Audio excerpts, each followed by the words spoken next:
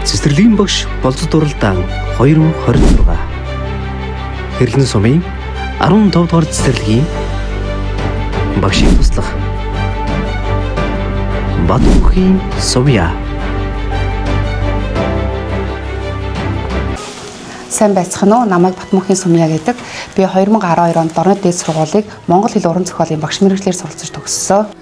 Хүүхдийн ертөнц гэдэг бол бүхэлдээ ариун цагаахан гэгээлэг байдаг учраас багш болох хүсэлтэд хөтлөгдөн 2014 онд Улаанбаатар хотын 10К төвийн цэцэрлэгийн туслах багшийн сургалтанд хамрагдаж улмаар 2016 онд 9-р цэцэрлэгээс ажлын анхны гараагаа эхэлсэн байдаг. Одоогоор Хэрлэн сумын 15 дугаар цэцэрлэгтээ багшийн туслахаар 6 дахь жилдээ ажиллаж байна.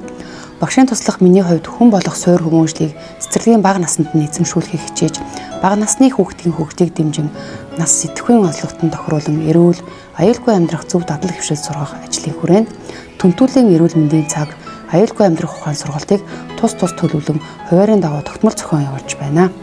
Энэ хичээлийн жилд бэлтгэл Б бүлгийн багшийн туслахаар ажиллаж байгаа бөгөөд эхлэх цагийн нийт дадал хвшлийн үнэлгээгээр 75%-тай байсан бол явцын үнэлгээгээр 80% болж өссөн үзүүлэлттэй байна.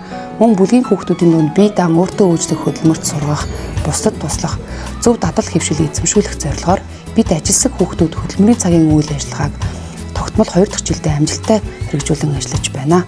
2025-аас 26 оны хичээлийн жил хөгжлийн ялгаатай хэрэгцээтэй хүүхдтэй ажиллах арга зүй, ур чадварыг судлан, ганцаарчилсан эрүүл ахуйн дадал хвшлийн төлөвлөгөө боловсруулан, тусгай дэмжлэгтэй хүүхдтэй ажиллах арга барилд суралцсан, ялгаатай байдал тохируулахын өдөр тутмын үйл ажиллагаанд дэмжлэг үзүүлэн ажиллаж байна.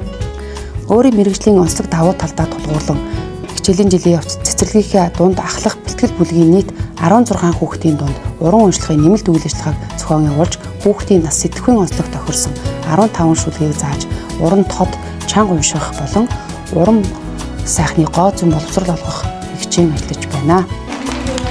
Хүүхдийн сурч хөгжих сургалтын таатай орчинд бүрдүүлэх ажлын хүрээнд бүлгийн багштайгаа хамтран хүүхдийн нас сэтгэхүйн онцлог тохирсон сонирхол татгууц болон ялгаатай хүүхдийн хэрэгцээт сургалтын хэрэглэхүүний баяжилтын 2 удаа үсгэлэн гаргаж өдөр тутмын сургалт үйл ажиллагаанд ашиглаж байна.